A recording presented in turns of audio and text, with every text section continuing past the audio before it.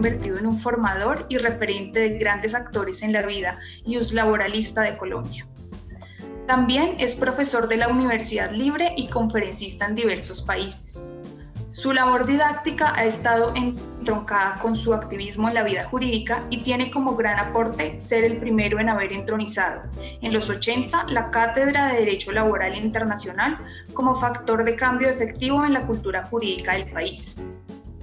Sus conocimientos como procesalista, por su práctica en los juzgados y por la regencia durante largos años de la Cátedra de Solución Jurídica de Conflictos en la Seguridad Social, que cubre las áreas de derecho procesal civil, administrativo y laboral, le permitieron adquirir el bagaje intelectual para confeccionarle a la Escuela Judicial Rodrigo Lara Bonilla 2 módulos.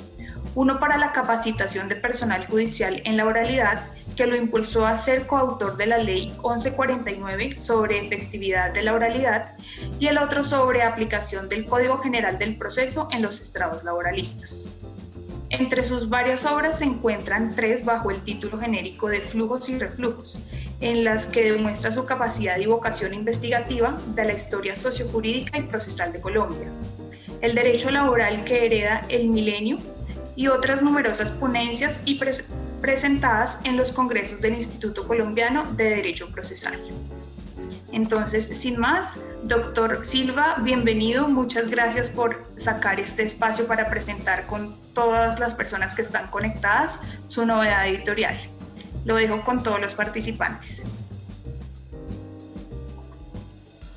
Recuerde activar su micrófono, que lo tiene en silencio.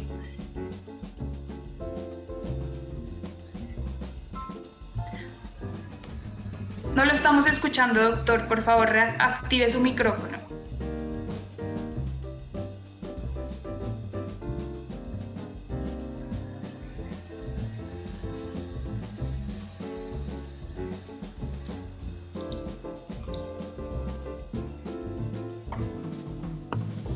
No deja.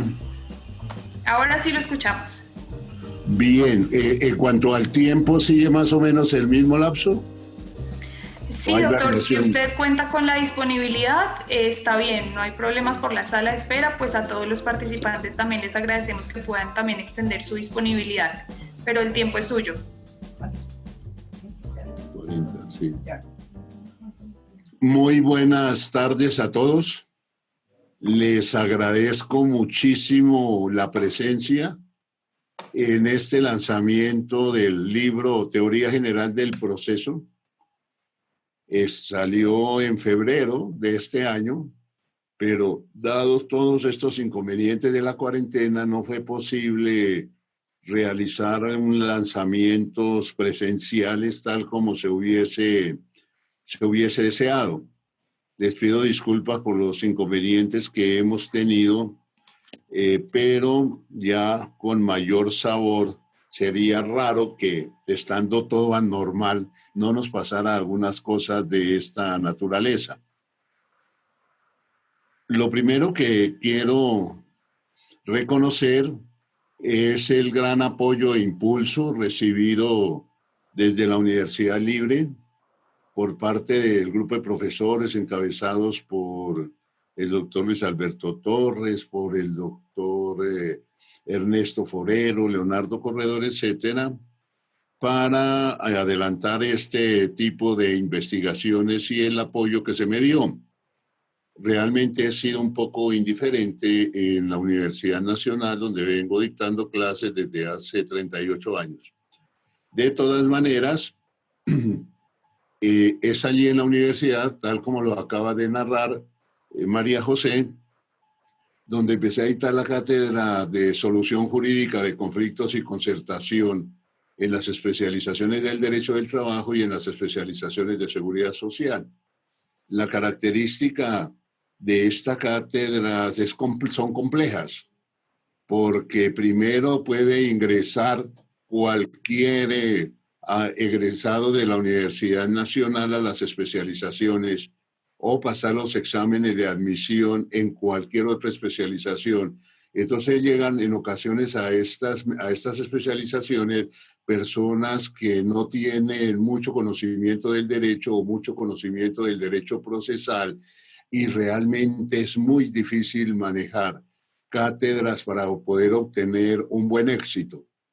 Entonces, de ahí que implementé una metodología distinta, cual es poner a cada alumno a leerse un libro de un gran maestro del derecho procesal para que los que tuvieran suficiente experiencia y conocimiento del área, pues pudieran avanzar mucho, y para que los que no tuvieran llegaran a clase preparados con el tema que correspondía o que se señalaba, por ejemplo, jurisdicción, competencia, en fin, excepciones, etcétera, lo cual va a permitir un gran bagaje y además va a permitir una serie de artículos de los alumnos o de pruebas donde se mantiene una línea de visión universal del derecho procesal.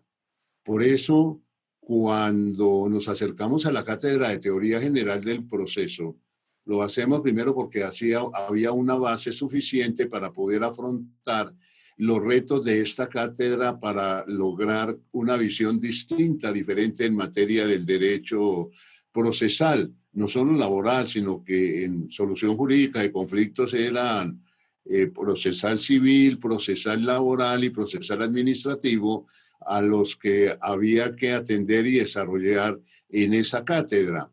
Entonces, eso nos da una idea de que lo primero que nosotros hacemos es despojarnos de la visión eminentemente especializada de que todas las cátedras de teoría general del proceso eran teoría general del proceso civil, con algunas pequeñas alusiones al penal, al laboral, de repente al comercial, pero de todas maneras el tronco central era la teoría general del proceso civil.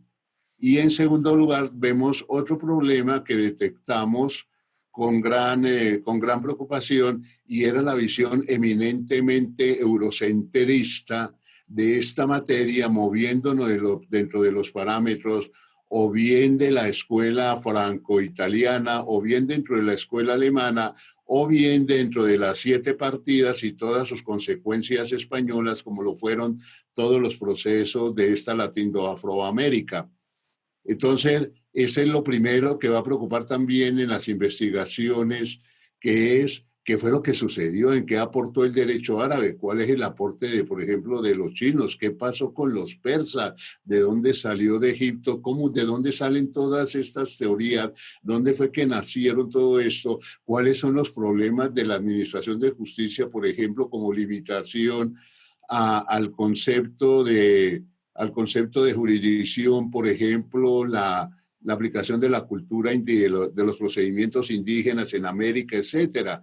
Son muchísimas las inquietudes que obligan a tener una visión muy panorámica, muy general, a donde que queremos conducir la cátedra y todas las investigaciones, porque no puede seguir siendo que en procesal únicamente sean las instituciones que vienen de la Roma antigua y volvamos a repetirlo. Pero eso realmente no fue idea mía, eso realmente fue idea del fundador de la cátedra en América, en Latino-Afroamérica, el maestro Niceto Alcalá Zamora, quien en la UNAM, recordemos que él era un español, salió perseguido por la dictadura franquista, se asiló en Argentina, pero finalmente terminó en México y va a ser uno de los grandes protagonistas del derecho procesal en América. Y él sí planteaba algo que estaba volando entre todos nosotros.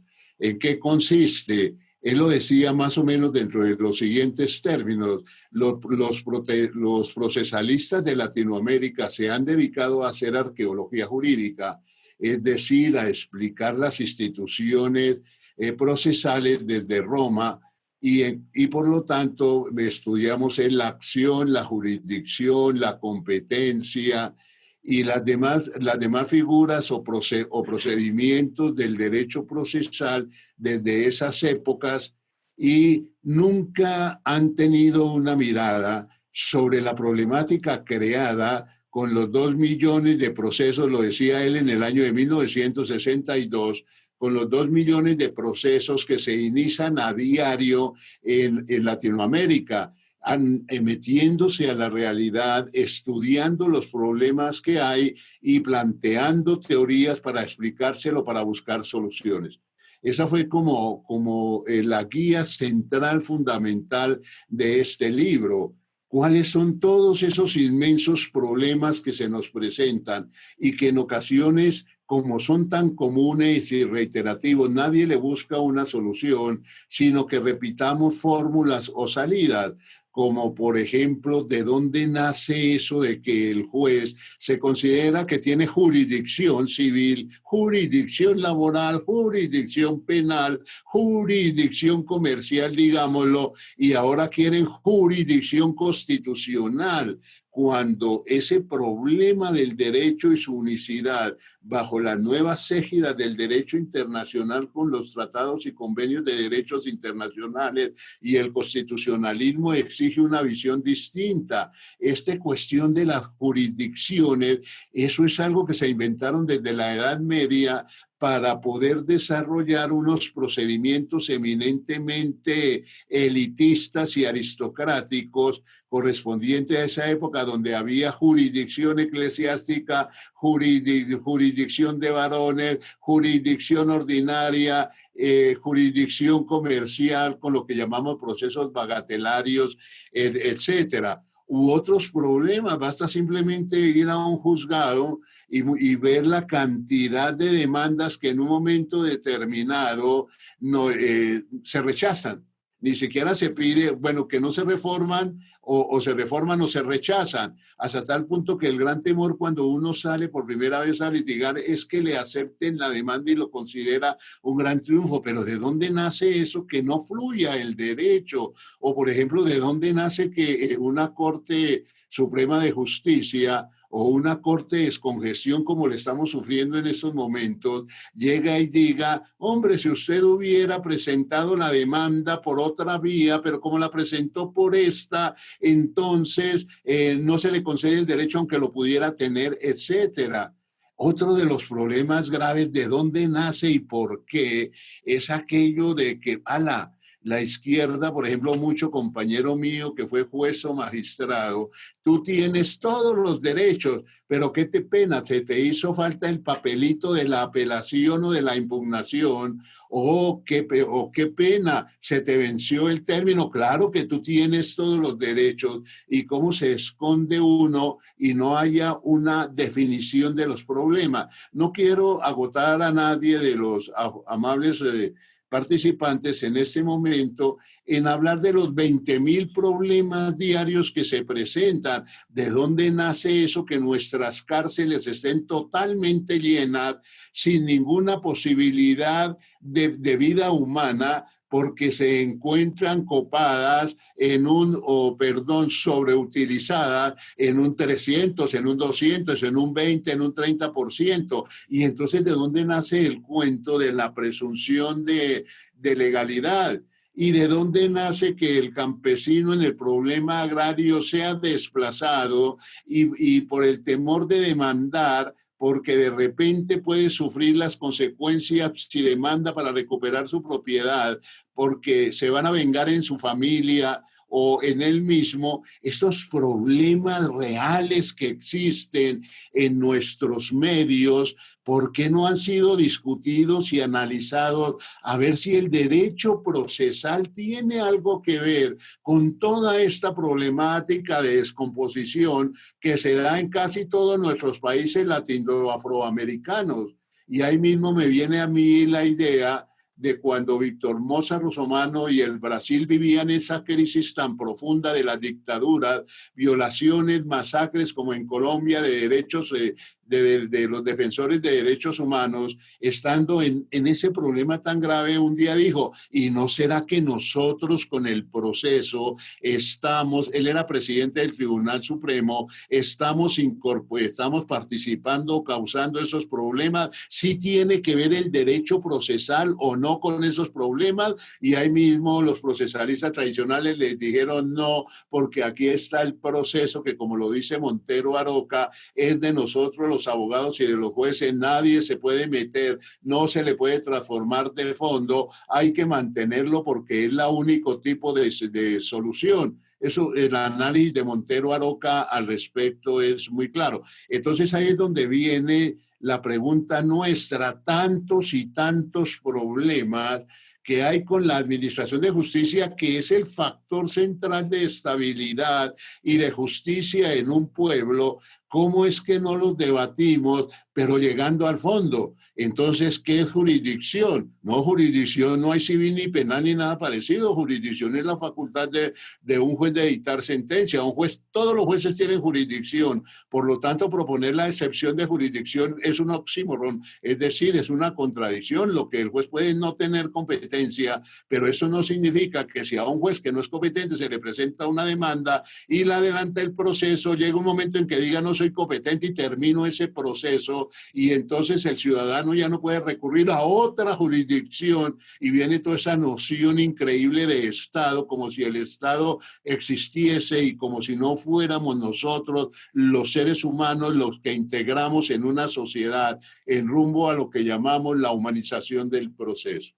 Entonces, frente a ese problema de fondo, de cuestionamiento de la teoría general del proceso, reiteramos lo que dice Capelletti, reiteramos lo que dice Calamandrei, reiteramos lo que dice el gran maestro Darío Chandía, reiteramos de repente, David Echandía, perdón, reiteramos de repente lo que dice Hernando Molina, etcétera, pero salvo el esfuerzo que demostró en su conferencia del año de 1976 en Gante, Davis Echandía, por poner los procesos al servicio de la población, no del Estado, sino del pueblo, fracasaron o fallaron en el transcurso.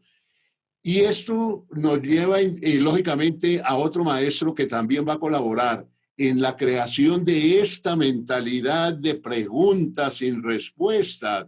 Y es que, por ejemplo, la mayoría de las instituciones con el neoliberalismo se han venido a pique. Ahora son los tribunales de arbitramiento, los grandes jueces que resuelven los conflictos, a los jueces, llamemos vernáculos de cada país, obviamente, se les deja prácticamente los jueces civiles el papel de chepitos de las grandes corporaciones, etcétera. No se tiene en cuenta la masificación que se da, que ya el proceso no es como antes, que era para las altas capas, sino en la medida en que se han urbanizado los países, en esa medida ha crecido la demanda de la necesidad de administración de justicia, etcétera. Entonces, ahí Capelletti nos da una respuesta bien clara. El problema radical consiste en que todo proceso corresponde a una ideología. Entonces ahí ya viene un problema central.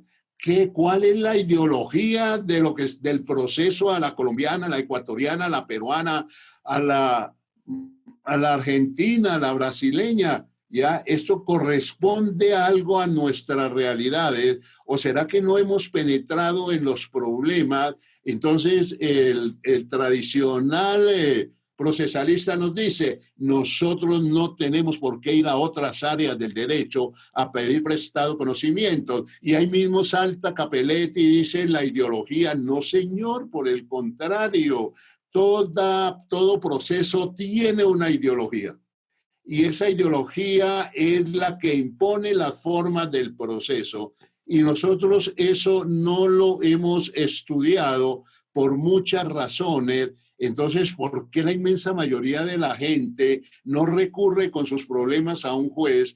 ¿Por qué se queda rumiando y prefiere que se pierda su asunto o su interés o su pretensión en lugar de recurrir a los juzgados? ¿Eso qué significa? Eso es parte de la teoría general del proceso. Entonces el procesalista tradicional dice, no, porque los juzgados están ahí y el que quiera presentar una demanda tiene el derecho de acción y nadie se lo ha limitado. El problema es que no acuden a los juzgados, es un problema del Estado con sus políticas sociales o psicológicas o lo que se quiera etcétera, pero no es un problema del derecho procesal. Y entonces entra uno y lee autores como Klein, el gran maestro del código del año de 1895 austríaco, del cual creo que soy heredero. Entonces él dice, no señor, esos procesos tienen que ver con lo social y tenemos que estudiar lo social, y otros autores vienen y nos dicen, mire, ya el derecho procesal no es la doctrina o es la teoría que se podía ufanar de no tener que recurrir a otras áreas del conocimiento como la psicología, la sociología, etcétera, la neurología. ¿Cuál es? ¿Por qué un juez dicta una sentencia en un sentido determinado? Entonces el juez dice, porque yo comparé la ley premisa mayor con los hechos premisa menor y eso me dio, y eso es lo correcto. Ese era parte eminentemente de las teorías tomasinas del siglo XI o XII en Europa. Pero la neurología nos está diciendo que en el juez sí hay otros factores que influyen con el objetivo de poder establecer a qué se deben las decisiones. Debemos apoyarnos en la neurología para ver qué eso es de los heurísticos, de los atajos, qué es eso un heurístico de confirmación, etcétera. Y entonces en mi libro se llama la atención sobre todos este poco de problemas. Y participaba en foros, muchos, gracias al Instituto Colombiano de Derecho Procesal. Me programaba no solamente en los congresos a nivel nacional, sino que me programaba en mucho congreso, precongreso a nivel seccional. Y allí yo le ponía muchísimo cuidado a los penalistas, a los civilistas, le ponía muchísimo cuidado a todas las áreas, con el objetivo de tener una visión compacta, universal sobre el proceso para poder colaborarle a mis alumnos y que salieran mejor preparados. Y ahí uno veía como las angustias, como me sucedió en un precongreso en Villavicencio, que quedé en medio de unos penalistas y yo con mi cierta prevención, que incluso por mofa hago, digo algunas cosas, les digo algunas cosas a ellos de que su disciplina no es sólida. Entonces, cuando empezamos a discutir, estábamos absolutamente de acuerdo de ver cómo se predicaron unos principios, por ejemplo, para el régimen que tenemos acusatorio, y ninguno de ellos se ha desarrollado, y por el contrario, lo que se han es frustrado. Y ni qué decir cuando uno va al área civil o va a las otras áreas. Entonces me dediqué, y en ese sentido declaro que ese libro no es mío. Ese libro es la recolección de los puntos de vista que le he escuchado a cientos de conferenciantes, unos de Alto Turmequé y otros gladiadores del derecho penal, del derecho civil, etcétera, e investigar cada uno de los planteamientos anotados en mi libreta para ver qué correlaciones existían entre todo ello, porque debe darse una visión de la teoría general del proceso. Entonces, cuando hago un análisis del proceso penal o del proceso administrativo en Colombia, o de lo que está sucediendo aquí en Colombia y en Iberoamérica de manera general, más que ideas mías, lo que yo hago es sistematizar las inquietudes de muchísimos abogados que por un lado se les enseñó la teoría general del proceso basado en las instituciones romanas, en el romano-germánico, en las instituciones alemanas, italianas, etcétera, pero cuando nuestra realidad no correspondía a eso, el maestro le decía, no se preocupe, eso no es problema, yo te voy a enseñar una picardía de cómo se manejan ese tipo de situaciones. No, el enfrentamiento que nosotros tenemos con nuestra realidad, cuyos problemas hoy en día, 19 de mayo del año 2020, vemos con mucha más claridad. Ese enfrentamiento a esos problemas son los que hay que asumir, investigarlos con la sociología, con la psicología, con la economía, con la medicina, etcétera, etcétera, con las demás ramas del derecho, para poder buscar realmente una teoría general del proceso que pueda servir para que los estudiantes formen una nueva generación con referencias o al menos con informaciones más completas de lo que está sucediendo en el mundo con los procesos, su insignificancia o su irrelevancia o su grandeza o su repito, o su majestuosidad, pero saber y decirles que eso no es solamente repetir la teoría de la acción. Y entonces empieza uno a buscar cuál es el hilo fundamental en todas estas materias y llega a un problema muy claro, que es que el mundo cambió desde el recurso de castración que empezó en Francia por allá bajo el rey, y después lo adaptaron los revolucionarios franceses y tuvo todo un reinado hasta la mitad del siglo XX, pero a partir la mitad del siglo XX, después de esa gran catástrofe de la humanidad que fue la Segunda Guerra Mundial, entonces ahí lo que prima es fundamentalmente el derecho internacional de los derechos humanos. ¿Por qué se presenta una demanda y esa demanda no termina en un proceso que defina el derecho? Esa es una pregunta. Es que el resto de valores que tenemos supremamente metidos en la cabeza, que donde se ve su majestuosidad es en la admisión de la demanda y en los fallos de casación de cualquiera, del civil, penal o laboral, es que las formas vivimos apegados a las formas que en otra época fueron garantías para luchar contra la arbitrariedad, pero que en los momentos actuales lo que se debe buscar es la solución de los conflictos para colaborarle a la sociedad.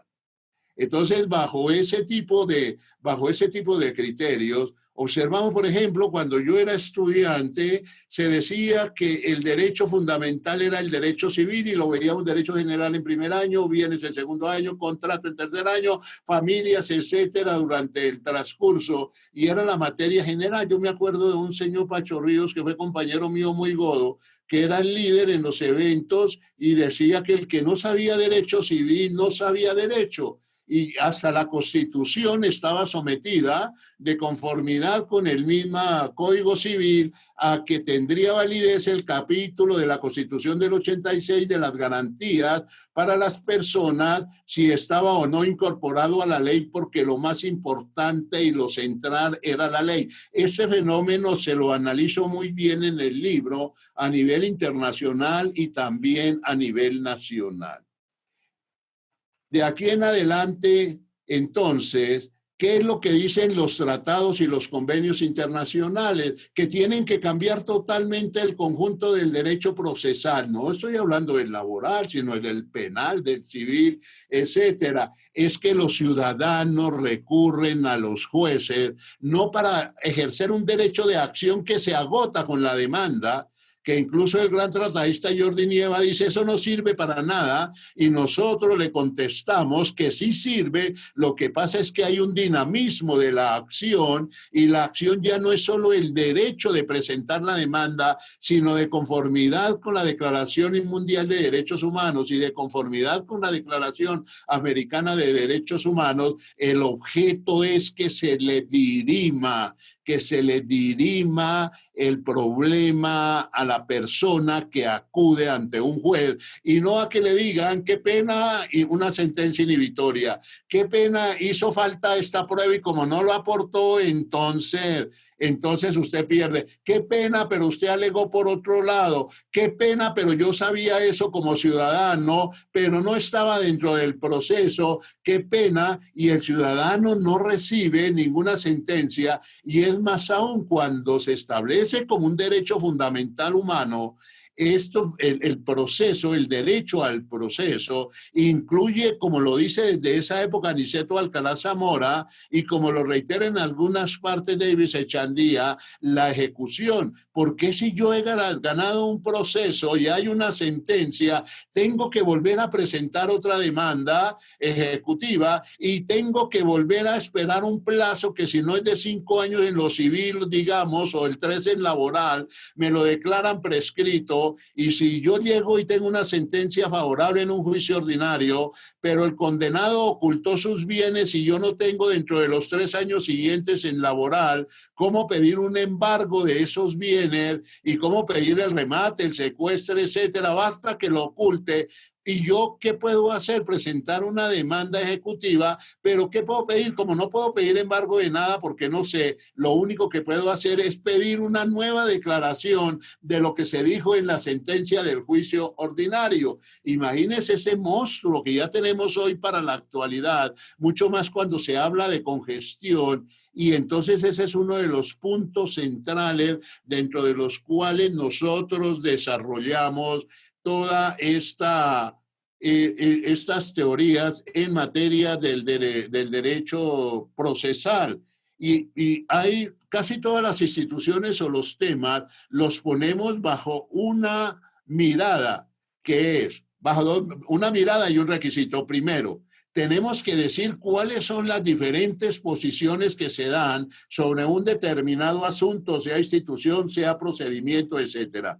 La fidelidad que el autor debe tener con las posiciones que no comparta debe ser mucho mayor que la del mejor defensor de esas posiciones contrarias para poder plantear la suya y que el alumno salga no en la visión del profesor que le dictó y que le dictó algo, le habló, él copió y después tiene que responderle exactamente en un papel u oralmente para poder pasar la materia, sino que se le da son elementos de análisis para que aporte y así sea que el alumno salga con la visión contraria a la del profesor, se considera un éxito obtener ese tipo de capacitación bajo esas formas eminentemente críticas. Entonces, lógicamente, analizamos las sentencias, analizamos los llamados heurísticos. ¿En qué consisten los heurísticos? Los heurísticos son aquellos atajos neociológicos, tal como lo dijo el físico Kahneman, ¿ya? Por el cual cuando una persona tiene muchísima información y debe tomar una decisión, recurre a ciertos atajos del conocimiento, como en los que vemos nosotros en este día, que alguien tiene la idea que el coronavirus es de tal manera y que se lo inventaron en tal lado, y toda la información posterior que recibe es para confirmar su punto de vista y desecha la que no es su punto de vista, o como el otro juez busca ver si hay un precedente. En fin, se asumen todos estos problemas en la administración de justicia. Entonces, dentro del libro hablan algunos temas muy concretos que se tocan muy rápidamente por saber que existen autores que los desarrollan o son los lugares comunes. Además, porque nos preocupaba de que el libro fuera a salir de 800 o 900 hojas, entonces había que compactarlo para que no pasara de las 500, menos de las 500, para que pueda ser comprado por los alumnos en todas partes, o si no puede salir con precios excesivos. Lógicamente hay muchos temas que no se tratan, pero que posteriormente pueden ser objeto de otro libro o mejor aún algún otro autor.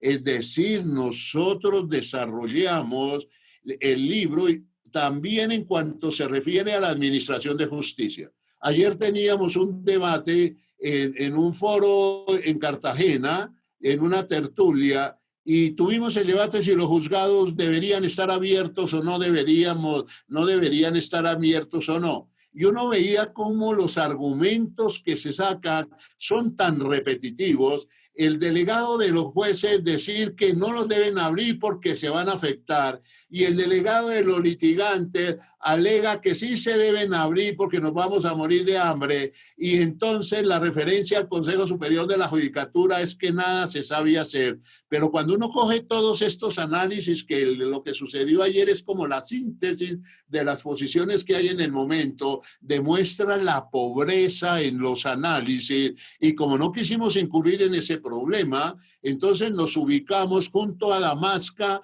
que es el autor que más créditos tiene en el derecho comparado entre los diversos sistemas, y los cuales pone de presente lo que sucede con los sistemas judiciales piramidales, que si se estudia a fondo esos modelos que plantea Damasca, vamos a encontrar la respuesta obvia de qué es lo que pasa. ¿Qué es lo que pasa con ese juez de primera instancia que llega progresista de su universidad a plantear las tesis en su juzgado y saca una sentencia de conformidad con el derecho internacional humanitario, etcétera, pero en el tribunal encuentra unas mentalidades como las inmensas mayorías de tribunales del país, donde lógicamente, como decía Carneluti, los abogados por esencia y los jueces tenemos a ser conservadores porque vivimos del pasado, y entonces empiezan a revocarle hasta que finalmente él dice, bueno, ya para que me califiquen bien voy a dictar sentencia como lo está pidiendo el tribunal, en el sentido que lo está pidiendo en el tribunal. U otra serie de problemas para analizarlos bajo ese criterio, bajo esos dos modelos de los sistemas piramidales y los sistemas paritarios, estilo una vieja concepción que ya no existe como tal del sistema inglés y del sistema norteamericano, donde hay ese tipo de distinciones. Entonces viene uno y ahora sí entiendo por qué el juez de primera instancia es la gran base, el juez de segunda instancia ya no es el que tiene contacto con la gente, sino se mueve con abstracciones al resolver la apelación, y el juez de casación es el que impone las políticas públicas de los sectores más poderosos e influyentes de la sociedad, el papel de esa cúpula, y por eso precisamente porque han fracasado las reformas judiciales, porque la gente se ha puesto del lado de los juzgados, de los magistrados, cuando Santos, para poner el caso de Colombia, u otros han querido hacer una reforma a la estructura de la justicia. ¿A qué se debe eso y cómo es la respuesta? Y cómo se ha recurrido a darle facultades judiciales a la administración para poder controlar lo más pulpo del negocio, etcétera, donde no hay la independencia. Así algún miembro ilustre del instituto o varios defiendan el darle facultades judiciales a alguien que jamás podrá ser independiente y autónomo, como son los funcionarios judiciales. Y entonces, cuando ya tenemos armado toda esa visión de la administración de justicia que se la transmitimos en los libros, me vi obligado a introducir 3 capítulos. No era el interés centrarme en Colombia. Todos los capítulos anteriores, las referencias son fundamentalmente a problemas de otros países. Investigamos cómo funciona en otros países. Incluso traigo como un caso que me pareció interesante en la provincia de Nequén, allá en la Argentina, donde la posición garantista cuestiona la norma que dice que no tiene derecho a la apelación la parte a quien previamente a la decisión se le ha corrido traslado y no ha dicho nada. Entonces se le corre traslado, no dice nada, y cuando sale en contra y se apela. Entonces allá dijeron, no, pues que no se pierda tiempo. ¿Para qué no aclaró? Para que el juez hubiera tenido en cuenta todos los puntos de vista. Entonces es una discusión sobre temas de otros países, pero que bien pudieran ajustarse a nuestros sistemas judiciales o jurídicos, llamémoslo así, en Venezuela, en República de Santo Domingo, en Santo Domingo, en la República Dominicana, perdón, en Nicaragua, en Chile, etcétera, etcétera, etcétera. Entonces, me decidí a hacer la parte para explicarnos por qué nosotros somos así.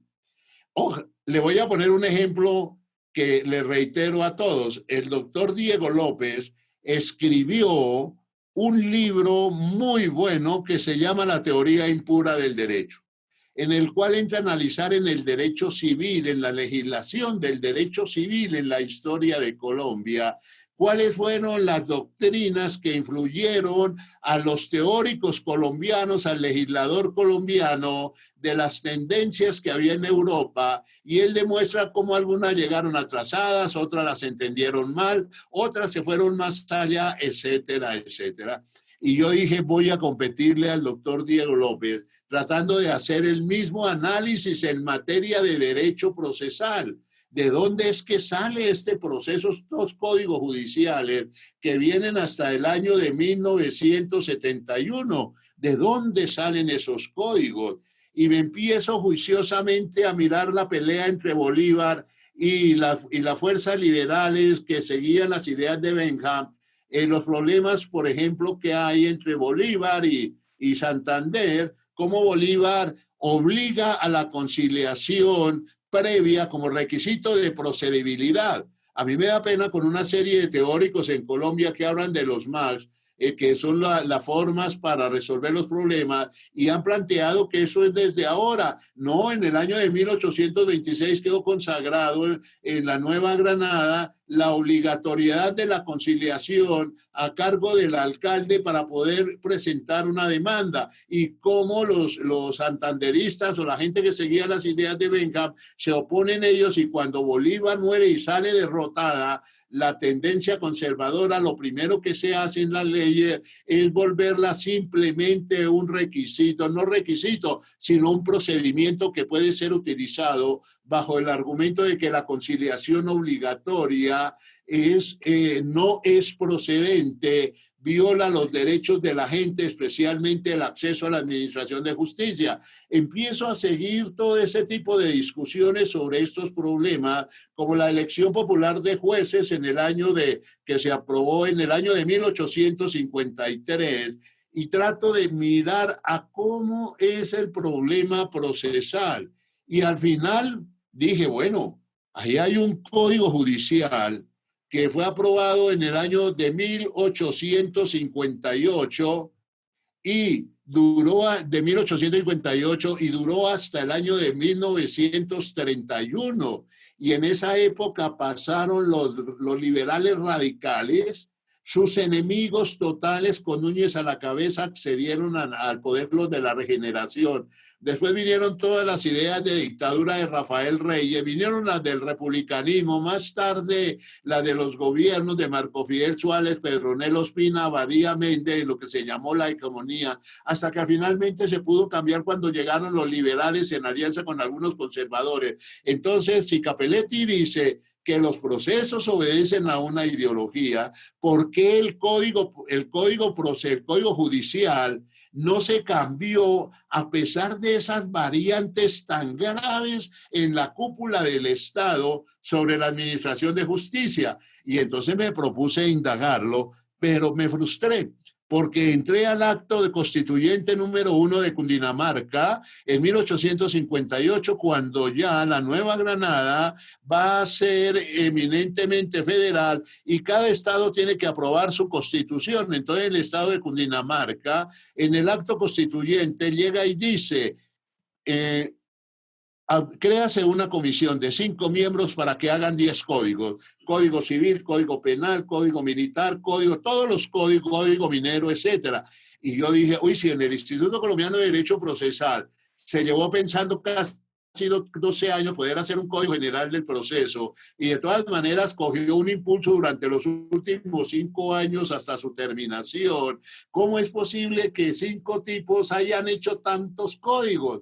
Ahí sí ya la mente no podía, porque suponía yo que eran supercerebros o extracerebros, como algún hermano mío plantea que todas las ideas nos las traen son los extraterrestres, pero no hubo tal extraterrestre. En el artículo 9 del acto constitutivo decía, pueden copiar los códigos de otros países. Y entonces en materia judicial copiaron el código de 1855 de España, la ley de enjuiciamiento civil de 1855, que fue una reacción contra las tesis avanzadas del Marqués de Gerona del año de 1853, que volvieron nuevamente a la mentalidad de las 7 partidas, de la novísima recopilación, etcétera, y que van a perfeccionar en 1881, y va a ser la égida nuestra hasta que aparece nuestro Código General del Proceso, que de todas maneras bebe en esas fuentes, pero ya en menor proporción o en menor profundidad, dado el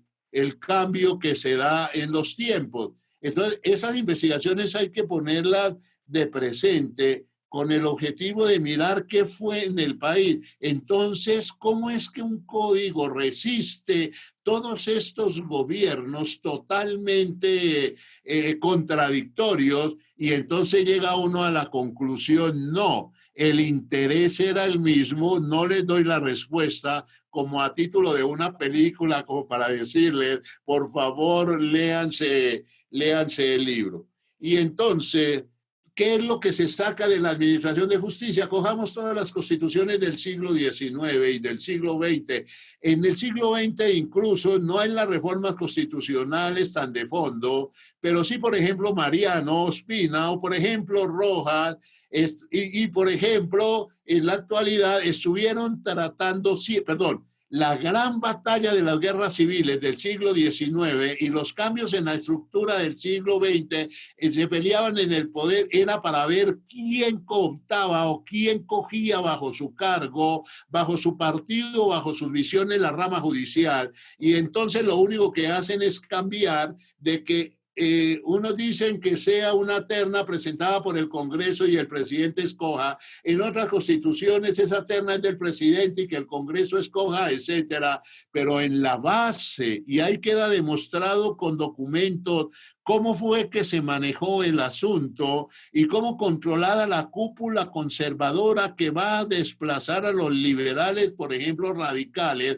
va a influir en el nombramiento, en los cambios de jueces y en los cambios de jueces de segunda instancia de tribunales, y cómo eso se prestó para la mayor corrupción y la mayor politiquería, y de donde más tarde va a salir unas tesis que desafortunadamente avaló la Corte de Oro del año de 1836, como fue el antiprocesalismo, que hice una ponencia, muchos amigos se me vinieron en contra, que porque yo estoy proponiendo por encima de la Constitución las leyes, por exigir que el trámite para declarar nulidades sea el que se establece en las normas, y no se puede recurrir al principio abstracto del derecho de defensa para desconocer las decisiones de todos los jueces anteriores, especialmente si el juez anterior era liberal y yo ahora soy conservador, y ese proceso lo iba perdiendo mi amigo,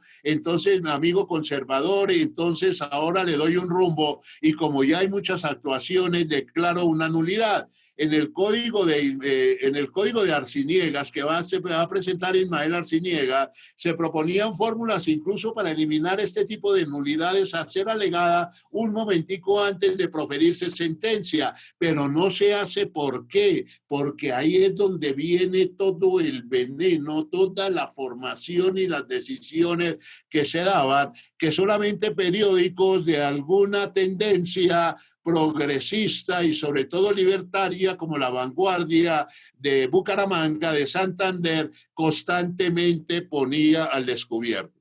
En definitiva, el libro trae nuevos elementos en una visión universal, informa, critica, pero también propone, y lo que se busca fundamentalmente es que se mire a fondo una visión social y democrática, porque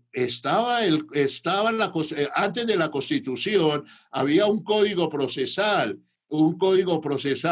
el del año de 1971. Vino la Constitución y dijo, ahora nos organizamos como un Estado social y democrático de derecho, que le quitó la soberanía, su titularidad al Estado, es decir, a los mandatarios, a las instituciones, que convalidan lo que diga la rama, sino que su fuente de poder es el pueblo, lo cual significaba que al ser la soberanía del pueblo y al venir la administración de justicia de la soberanía del pueblo, automáticamente el problema es que el objeto pasivo del proceso no es el Estado, sino es el pueblo, lo cual trae definiciones muy distintas, como ya se han hecho en otros países, como se le propongo en Latinoamérica. Entonces, pero no, se hizo la Constitución del 91, se dijo un Estado social del derecho y salvo algunas sentencias de tutela de la Corte Constitucional, no hubo un viraje en los procesos, ni siquiera se pudo en el Código General del Proceso, que es una gran obra, pero que de todas maneras responde a las mentalidades que hay en Colombia, donde hay sectores progresistas y sectores más conservadores y uno no tanto lo uno ni lo otro, y al final sale un Código General del Proceso dentro de estas circunstancias, pero con muchas falencias, lo que le pasó a la Constitución del 91. La Constitución del 91 es un instrumento muy hermoso, muy válido, y es un avance frente a la Constitución del 86, pero frente a los parámetros constitucionales vigentes en 1991 se quedó muy atrás. Esas son más o menos unas líneas de tipo general del contenido del libro que les estoy proponiendo que se leyeran. Creo que la lectura es fácil tanto para juristas como el lenguaje, de si se habla a pura punta de latinajos y de precisiones, o en un lenguaje puramente populachero, trae cuál es el problema y las alternativas frente a eso. Entonces, ese es el libro que presento y agradezco mucho a Legis que lo haya editado y hoy estemos en esta primera, en esta como inauguración en este lanzamiento. No se trata de entrar a pelear con nadie, simplemente se trata de proponer una visión distinta para el futuro del derecho procesal y que sirva a fondo para resolver los problemas de la sociedad y no que se quede en que el derecho procesal queda satisfecho si permite que en todos los procesos se produzca sentencia. Muchísimas gracias.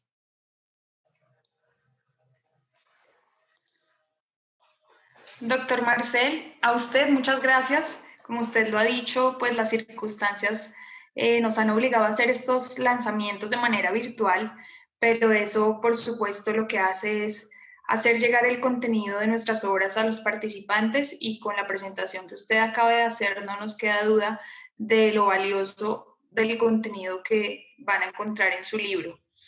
Entonces, en este momento lo que voy a hacer es darle paso a las personas que nos acompañan. Si alguna tiene alguna pregunta o algún comentario, ya en este momento pueden activar su micrófono. Les agradezco que igual mantengamos las cámaras apagadas porque esto nos ayuda a optimizar un poco la red. Pero el micrófono sí lo pueden activar y hacen por favor su pregunta al doctor Marcel Silva. Entonces, por favor, quien quiera opinar en este momento lo puede hacer. Sí. ¿Aló? Sí, adelante. Doctor Marcel, muy buenas tardes. Le habla Jesús Zamora de Valledupar. Primero felicitarlo por el lanzamiento de su obra y en segundo lugar preguntarle de qué manera podríamos conjugar el debido proceso, la justicia efectiva y el tiempo en que se debe tramitar un proceso como lo establece la Convención Americana de Derechos Humanos en relación con la concepción interna de la jurisdicción ordinaria como prevalente en muchos casos y en muchas concepciones de esa concepción internacional. Muy buenas tardes, doctor Zamora. Me place muchísimo que usted me esté escuchando. En mi libro se trae en el capítulo de procesos los diferentes contornos de los procesos, si lo pudiéramos llamar de alguna manera, donde si tomamos el derecho canónico, romano canónico, para poner un ejemplo, había demanda, contestación de demandas, pruebas, alegatos, audiencia, conclusión. Tal como lo dice Montero Aroca y otros autores, lo mismo se quedó grabado en las 7 partidas, como para poner un ejemplo, y se consideró durante mucho tiempo que ese era el ejemplo, el proceso único que podía existir, que los abogados eran dueños de los procesos y por lo tanto ningún parlamento, ni ningún rey, ni nadie semejante podía hacerle ninguna modificaciones porque esas eran las leyes de los procesos, así como el gobernante del rey no podía cambiar las leyes de la química y la física, tampoco podía cambiar la estructura y los valores del proceso. Pero posteriormente ahí traigo la relación de 5 visiones distintas de proceso, en las cuales sí puede haber un proceso de única instancia, ideado no aquí, sino hay muchos ejemplos a nivel internacional, y como en los momentos actuales hay países como Italia o como Brasil que están intentando poner nuevamente alguna actuación o algún procedimiento previo a adoptar la demanda. En el código, en el régimen canónico romano, llegó el momento de tanto formalismo y de que los procesos son solamente de ricos, que cuando alguien presentaba una demanda, el juez no se la admitía, sino que se daba un incidente o lo que se llamaba una articulación, que nosotros ya ese término no lo utilizamos, previo para establecer si la persona tenía legitimidad en la causa o no para poder demandar, y después sí venía la admisión de la demanda. En esto duraban años. Hoy están proponiendo en estos 2 países que antes de admitir la demanda se le envíe a unos asesores como peritos para que llame al demandante y le diga cómo sería mejor camino para que no intentara presentar la demanda. Es decir, que se establece un requisito previo, o como sucede en Colombia en todas las áreas, menos en laboral, de una audiencia previa de conciliación que no tiene ningún oficio.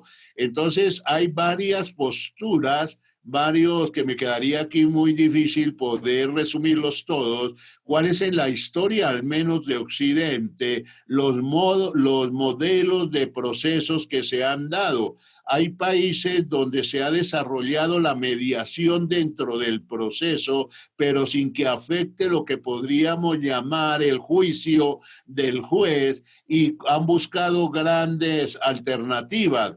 Las posibilidades existen, lo que pasa es que hay una cultura que quedó demostrada cuando la ley 1149, a guía de ejemplo, fuimos a explicar en la costa y unos magistrados nos dijeron: Marcel, no moleste con eso de la oralidad porque eso no pega aquí en la costa.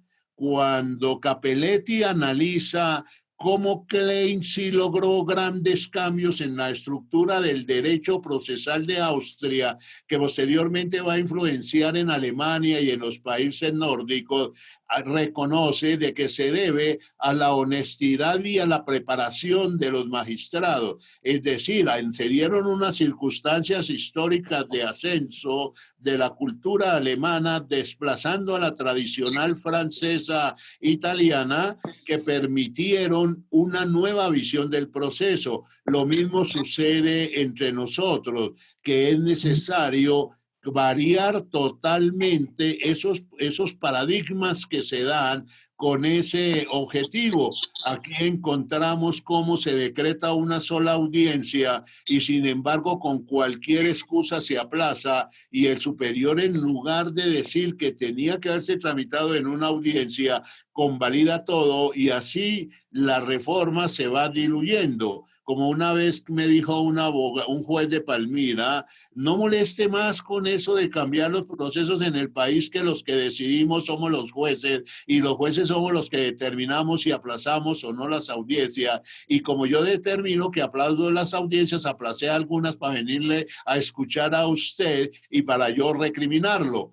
Eso es un problema de tipo cultural muy de fondo y no puede tratarse como se quiere precisamente porque existen todos esos factores que es necesario analizar. De ahí que es muy importante que una reforma procesal no sea como la definió Carneluti, incluso el mismo Calamandrei, que lo que la refiero mucho en mi libro, de que se hacen reformas procesales para cambiar algunas cosas, acomodarlas o ajustarlas, pero se deja de fondo la vena, la raíz histórica que ya no corresponde, se deja todavía ahí y por lo tanto esas reformas no incidirán. Esa sería más o menos mi respuesta, doctor Zamora. Muchísimas gracias. Doctor Marcel, muy buenas tardes. Mi nombre es Manuel Barrera.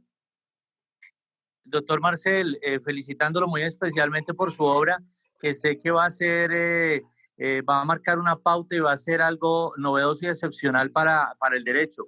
Mi pregunta tiene que ver cómo hacemos para humanizar un recurso técnico como el recurso extraordinario de casación. Ay, apreciado doctor Barrera, mucho gusto. En el recurso de casación se reflejan todos los traumas de la administración de justicia y todas las historias de la administración de justicia, no solo a nivel mundial, sino a nivel nacional, donde se le da prevalencia o preeminencia al control de la ley, no a la justicia. Cuando el recurso de casación nace por allá en el consejo, en los consejos del rey, aproximadamente en el siglo XV en Francia, se les habilitó para que conocieran las decisiones de los jueces de segunda instancia, los llamados parliements, que eran los jueces de segunda instancia y que en ocasiones se rebelaban contra las decisiones de la corona. Entonces el rey decidió establecer un recurso de casación para ante él, pero se lo tramitaba a un consejo donde lo que se miraba era si una decisión judicial variaba o no, respetaba o no las decisiones o las leyes del rey, pero en ningún momento era para que hiciera justicia.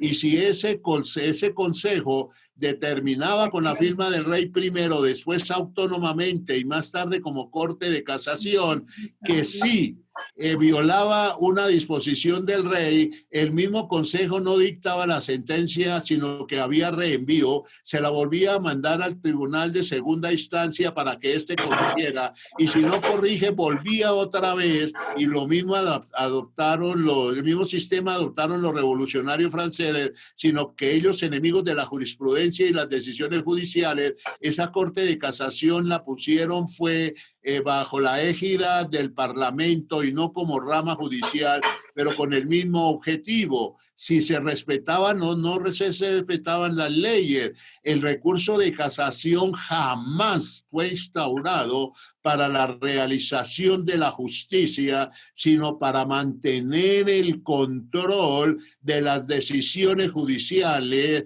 en la política oficial o no oficial en un momento determinado de reyes, de presidentes o de gobernantes o de las castas o sectores dominantes en un sector del país. Eso no es un problema solamente de Colombia, sino es un problema en muchísimos países.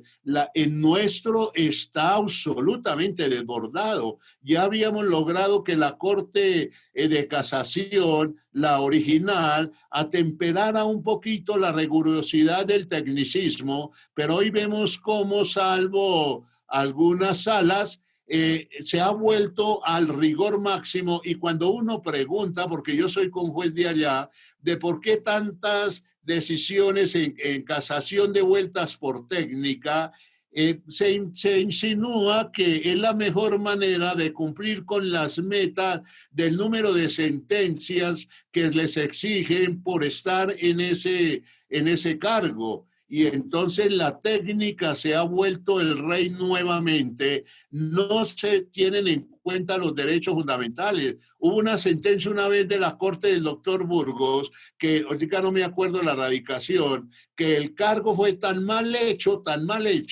que el mismo magistrado reconoce que ese cargo fue muy mal hecho, pero dice, como el artículo 8º de la ley 1149 dice que es deber de todo juez laboral proteger los derechos fundamentales, decidimos sobre ese derecho fundamental pese a la falta de técnica. En el punto de vista contrario, vi las intervenciones de algunos aspirantes a Corte Suprema de Justicia que fueron transmitidas y cuando les preguntaban sobre eso decían que era que la Corte era demasiado laxa al conceder los recursos de casación y no exigir la ultratécnica que era. Ahí tenemos dos mundos totalmente distintos, porque la ley 1149 obliga al juez laboral a que proteja el derecho fundamental. Es un problema, una cuestión que no ha entendido la Sala de Casación Penal cuando entra a mirar las tutelas contra la Sala de Casación Laboral y simplemente dice hay dos interpretaciones o la interpretación que hizo la Corte, la Sala de Casación Laboral es profunda, es meditada y entonces yo no la entro a reemplazar. No, lo que él tiene es que mirar si esa decisión de fondo está dentro de los parámetros constitucionales o no, como sí lo ha entendido en buena medida la Sala de Casación Civil cuando conoce de las impugnaciones, de las tutelas, de las impugnaciones de las decisiones de la Sala Penal que conocen asuntos de la Sala Laboral. Estamos en un mundo en que tenemos que definir, pero desafortunadamente eso es un gran negocio, la casación, para los litigantes, para jueces y para los mismos profesores universitarios encargados de esa enseñanza. Observen cómo en la Ley de Enjuiciamiento Civil del año 2000, en España, el único motivo de casación es la violación de la ley. Jordi Nieva, que es uno de los autores más reconocidos, dice en su libro de Justicia y Competencias, llega y dice que los juristas españoles en la actualidad se ríen de todos los malabares teóricos que tenía que hacer el Tribunal Supremo antes para poder distinguir entre interpretación errónea, vía directa, vía indirecta, etcétera, y por lo tanto se dejó que es la violación de la ley. Por favor, revisen la casación en Francia, donde el único motivo de casación es la violación de la ley, pero el mismo tribunal, la misma Corte, ya ha establecido que por ley se entiende la Constitución, los tratados, los convenios internacionales, la costumbre, etcétera, etcétera. Y lo que tiene el juez es entrar a buscar la verdad material, no disculparse y esconderse detrás de asuntos de técnica. Yo le comento algo muy particular. Yo tenía un amigo abogado que litigaba también conmigo y era muy débil en casación y cada vez que tenía una demanda me la llevaba y yo lo criticaba y lo molestaba porque me parecía mal hecha. Pero llegó y lo nombraron magistrado de la Corte y a los 20 días o al mes me invitó a almorzar. Y el primer comentario que me hizo fue, ole Marcel, los abogados sí no saben de casación. Yo ahí mismo quedé internamente paralizado como condorito y dije, ¿cuándo sería que se aprendió? Nosotros tenemos la sospecha de que el único que sabe requisitos de casación es el juez que en esos momentos está definiendo, por ser algo atentatorio contra la Declaración Humana de Derechos Fundamentales, de Derechos Humanos de San José de Costa Rica, en cuyo artículo 7º dice que se va a un proceso, es para que se le dirima el derecho. La casación que tenemos en nuestro país va en contra de los convenios internacionales de derechos humanos y en el caso laboral va en contra de la misma disposición de la ley 1149 de que el juez lo que debe mirar es el fondo y si hay un derecho fundamental violado debe priorizar su protección por encima de cualquier otra discusión. Hoy lo tenemos bien en claro en la formación eminentemente formalista, cuando aún discutimos y si los jueces pueden o no mirar si ahorita en la pandemia ya se pueden o no suspender los contratos, y hay una minoría que aplica la Constitución, pero la inmensa mayoría de jueces de tutela simplemente dicen que esa no es la vía, que esa no es el camino, y salvan su conciencia y salvan su puesto, pero no cumplen un papel. El problema madre nuestro es que en la cúpula de la pirámide judicial colombiana están unos procedimientos tan rígidos que impiden la realización de la justicia y que contagió al Consejo de Estado, y lo peor aún, que contagió a la Corte Constitucional. Hay un compañero nuestro del instituto, el doctor Alfredo Beltrán, que sacó un salvamento de voto en su época en una corte que se tenía como progresista, en el sentido de que son tantos los requisitos que se exigen para la demanda o para la decisión de fondo, que ya ha perdido su naturaleza la acción constitucional a la que pueden acudir los ciudadanos para envolverla en tanto formalismo, que basta que alguno de ustedes haya presentado una demanda a la Corte Constitucional y haya llegado al fondo del manejo de la cuestión con mucha responsabilidad para sentir cómo puede ser inadmitida o incluso rechazada, más que por el problema a debatir, por los problemas técnicos. Entonces, en lugar de avanzar con la Corte Constitucional hacia la realización de los convenios y tratados internacionales, como este artículo 7º, que es de los derechos humanos universal, de que toda persona tiene derecho a acudir ante un juez para que se le dirima su pretensión, estamos envolviendo a incluso las expresiones concebidas más democráticamente dentro de una capa de formalismo, y ese es uno de los problemas centrales de la administración de justicia en estos momentos en el país. Muchas gracias, doctor Marcel, por la respuesta. Muchas gracias. A la orden, doctor.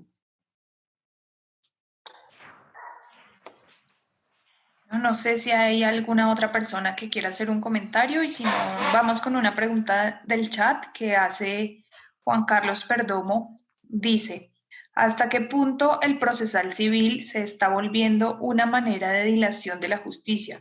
Pues se observa que muchos procesos son manipulados por los abogados. ¿Qué debe hacer el Estado para obtener una buena administración de justicia?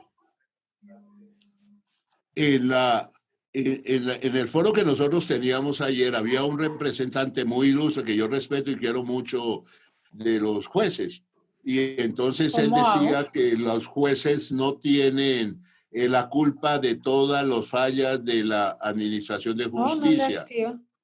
Yo le decía que cuando el Consejo Superior de la Judicatura me contrató en el año 2005 para que hiciera un diagnóstico de la administración de justicia laboral, porque la mayoría de los estudios que habían hecho connotados en magistrados siempre daban como resultado de que el problema era falta de dinero única y exclusivamente. Para iniciar hicimos como 145 encuestas bajo el esquema de la DOFA, y entrevistamos a jueces, magistrados, abogados, litigantes y miembros de la rama del Consejo Superior de la Judicatura, etcétera, y salieron como 55 críticas de fondo a la Administración de Justicia Laboral, y dentro de las cuales habían 14 puntos centrales y esenciales. Pero leído de estas estadísticas y estudiado más a fondo, veíamos cómo los miembros de la rama que respondieron las preguntas señalaban con toda claridad cuáles eran los problemas que había en la administración de justicia, pero ninguno de ellos era atribuible a ellos, sino a los abogados o a la administración o al Estado o a alguien. Y cuando leíamos las respuestas a las entrevistas de los abogados litigantes, veíamos cómo también señalaban una serie de fallas y errores, pero ninguno se debía a los abogados litigantes, sino que se debía a los jueces, a los funcionarios judiciales o a o a las jefaturas de la rama, los que tenían que ver con la administración de justicia. Y cuando veíamos las entrevistas de los que estaban en la administración de justicia propiamente dicha, los que manejan la rama, también habían críticas muy sensatas que era necesario tener en cuenta, pero ninguna de ellas se le atribuían a la actividad de ellos, sino que era problema de los jueces, de los magistrados o de los abogados litigantes. Ese es uno de los primeros problemas que nosotros enfrentamos al analizar cualquier tipo de proceso, que a mí me tocó ahorita no hace mucho en un foro en Ciudad David del Instituto Colombiano, Colombo-Panameño de Derecho Procesal, donde un litigante salió, conferenciante muy ilustre en Panamá, y atacó a los jueces porque no trabajaban, porque no querían, porque no hacían. Y a mí mi intervención me tocó desautorizarlo, no porque yo tenga algún interés en los jueces de Panamá, sino porque me parecía que era absolutamente injusto muchas de las críticas que se le hacían. Ese es el problema que nosotros tenemos de fondo, pero eso no solamente en el proceso civil. Si nos vamos en contra de los abogados litigantes, digamos que vamos a analizar los problemas de ellos que me propone la persona que pregunta. En materia de derecho penal es muchísimo más grave. Ya vemos cómo las acusaciones están saltando estos días al estarse discutiendo la constitucionalidad o no la constitucionalidad o no de las sentencias proferidas por la Corte Suprema de Justicia en única instancia, cómo muchos procesos no se han podido acabar, que son consecuencia de todo ello, precisamente porque hay una élite de abogados que se dedican a la manera de buscar y rebuscarse los aplazamientos y poderlos justificar para que entonces se caduque la acción, se prescriban, etcétera, etcétera. Eso no es un mal solamente en materia del derecho procesal civil, también lo es en materia del derecho procesal. ¿A cuántas personas les interesa demorar un proceso para que haya más salarios caídos? ¿O a cuántos abogados de empleadores les interesa que se demore para que cuando paguen una suma ya entonces la hayan puesto dentro del corriente financiero y con los intereses paguen lo que debían inicialmente? Aquí hay un problema de tipo cultural que no es solamente sobre un sector, sino que todos los sectores hemos contribuido y esto se ha amalgamado tanto que estoy seguro que llegará algún día y con eso esperamos no iniciar, sino continuar el camino, porque basta lo que decía Davis Echandía en el foro de Gante del año de 1976, que yo prácticamente lo que estoy diciendo fue lo que él dijo en esa oportunidad, ya para que haya un cambio total en ese tipo de mentalidad. Y eso lo observamos como lo analizo en el libro, porque hay universidades de diferentes niveles. Entonces hay unas universidades que enseñan teoría general del proceso y tratan de hacer pensar en los alumnos en los problemas sociales que eso suscita, mientras hay otras universidades que sacan a los estudiantes en 3 años y lo único que les enseñan son términos, cómo pueden embargar, cómo pueden ejecutar, cómo pueden oponerse a un lanzamiento, etcétera, y todo el estudio del derecho, y le dan todos los títulos para que puedan hacer eso. Y como son personas muchas veces de escasos recursos y necesitan inmediatamente salir a ganar, no pueden ponerse a estudiar cosas abstractas o que el profesor les exija mayor cuestión, pues para eso pagamos una matrícula. Todo eso se repite y en consecuencia no se nos puede pedir un análisis eminentemente focalizado en un sector si no ubicamos toda la problemática en su conjunto en lo que viene sucediendo en el país. Doctor Marcel Silva, buenas tardes. Un saludo especial de parte de los estudiantes de maestría y exalumnos también de la Universidad Nacional de Colombia. Es muy interesante el desarrollo. Me presento, Jair Fonseca. Es muy interesante el desarrollo que expone en el libro, maestro Marcel Silva.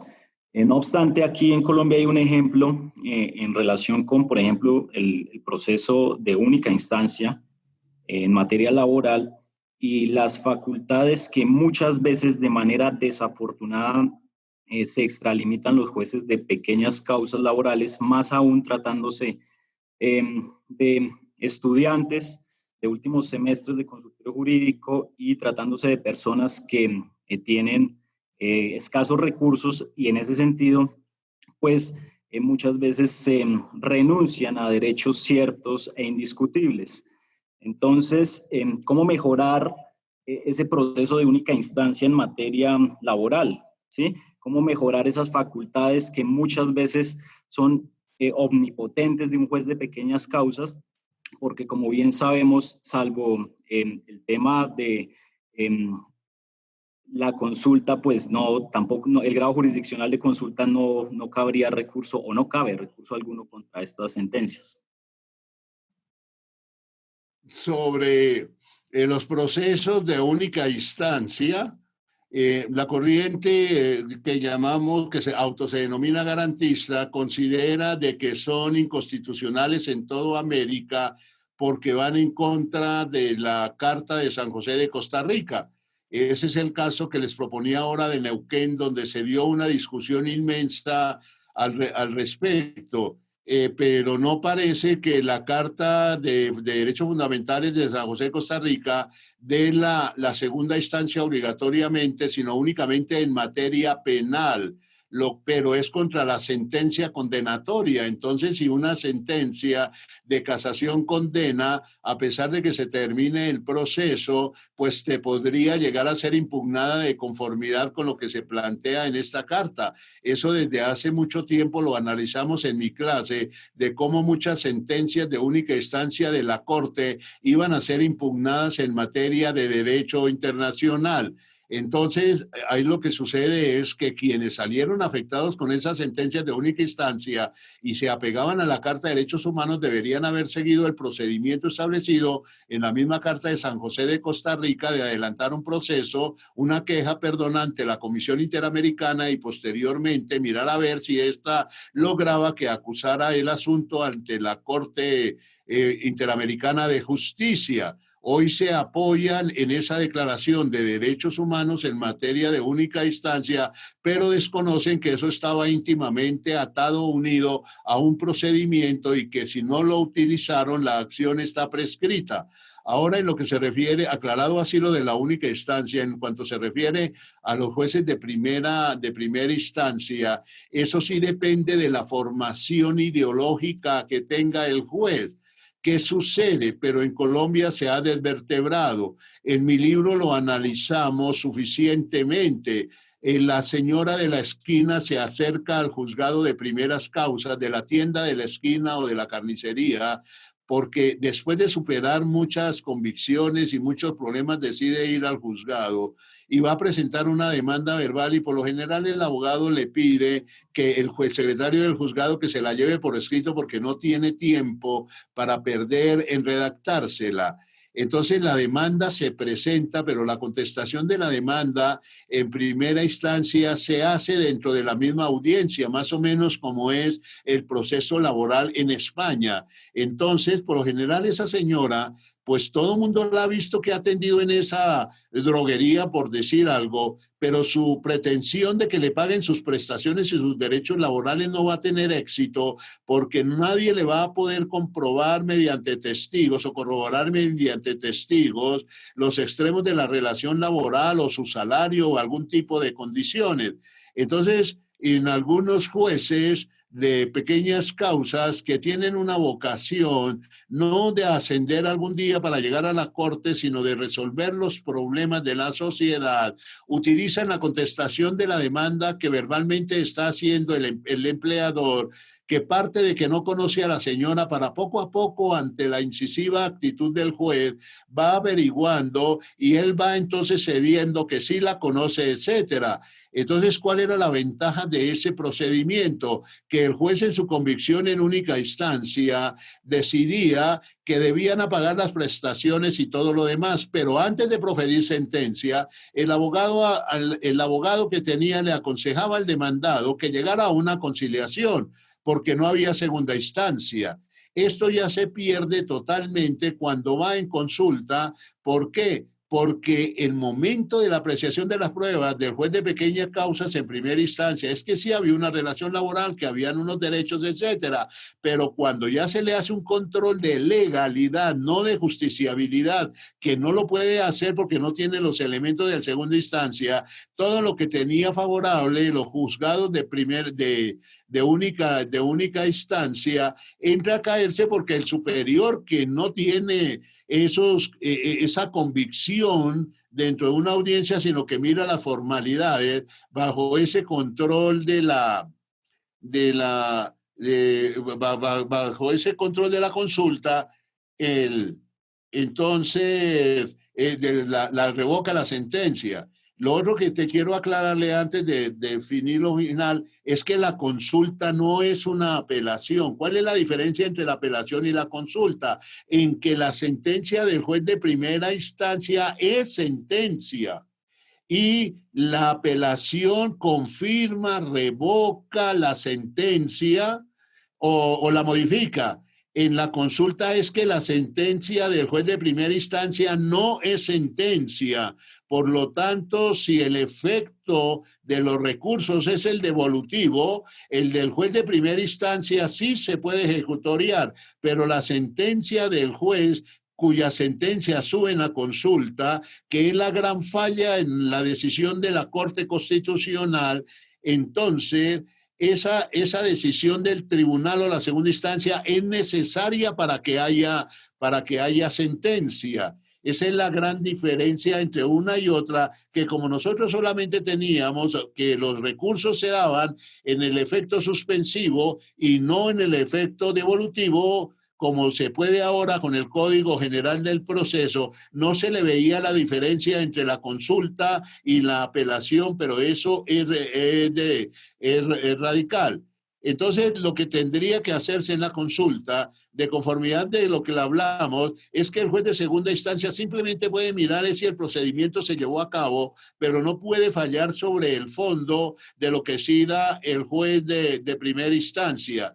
Sí, ya si el juez accede o no accede, es un problema de formación de los jueces. Yo conozco casos que indigna, y por eso es que proponemos que para poder litigar en seguridad social se deba tener algún requisito de grado o algo de tipo parecido. Llega el campesino, trabaja en la finca don Pedro, el querido, don Pedro, el que recogió mi papá, que mi mamá, yo a mi mamá, que nos queda a nosotros tan querido, tan bello, cumplió 60 años y lo votaron, y don Pedro ya no es don Pedro, sino es el enemigo de la familia que que ha buscado un abogado del pueblo a demandar su pensión, pero como no hay ninguna prueba, presenta la demanda. Y conozco el caso del juez que sabe que sí se dio eso, pero no hay la prueba. Entonces, el abogado que está asesorando a don Pedro llegan y le proponen una conciliación de 30 millones de pesos y acepta la conciliación para tener su porcentaje de su negocio, y don Pedro perdió la pensión de toda su vida, los derechos de toda su vida, y el juez, aunque quería colaborarle, no tenía ninguna forma o medio de colaborar. Entonces, aquí hay un problema eminentemente de mentalidades. ¿Cuál es el problema fundamental que tenemos en el caso que hablamos de pequeñas causas en laboral? En primer lugar, los jueces no deberían ser pequeñas causas en laboral porque son de pequeñas causas civil, penal, laboral, etcétera. Lo que nosotros hicimos después de la ley 1149 fue un absurdo hablar de jueces de pequeñas causas laborales, en contra del sentido de lo que es un juez de pequeñas causas como en otros países. Entonces, aquí sí tenemos un problema muy de fondo, y es que al sector laboral llega personas con mentalidad civilista y no llegan personas con mentalidad laboral, y de ahí los problemas que tenemos. Debe haber una selección de manera diferente. Es lo mismo que en la oralidad, y yo creo que todos ustedes están de acuerdo conmigo. Hay jueces que en laboral no se les entiende ni siquiera la sentencia cuando la profieren. Entonces, ¿cómo es posible que una persona que ni siquiera sabe hablar no la nombre en juez laboral simplemente porque pasó los requisitos del conocimiento, pero friega a la población porque ni siquiera se le entiende lo que habla en la sentencia? Estos son problemas generales que habría que discutir en un foro mucho más amplio, y que espero que, como se tocan en mi libro, sirvan a algunos de guía para plantear la discusión. Pero la solución definitiva que plantea el doctor Jair no la tengo en los momentos actuales, precisamente porque es más una formación del juez que el mismo problema de la las instituciones.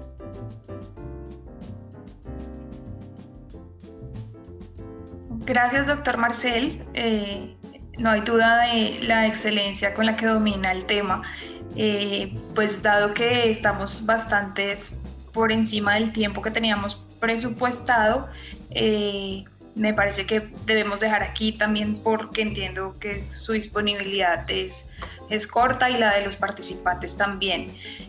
No sin antes pues agradecerle nuevamente por su tiempo, por haber compartido con nosotros esta maravillosa novedad editorial y por compartirnos su conocimiento en este espacio que Legis ha denominado la Feria del Libro Virtual desde casa. Quiero recordarles a todos los participantes que pueden adquirir el libro a través de nuestra página web en la tienda virtual de Legis, está disponible para la venta. Ya estamos haciendo despachos a sus domicilios, entonces lo pueden recibir en 3 días hábiles aproximadamente. Y sin embargo les estamos activando también la versión ebook o digital para que la puedan consultar durante 2 meses mientras pasa toda la contingencia, pero que sepan que ya se los estamos enviando a sus casas.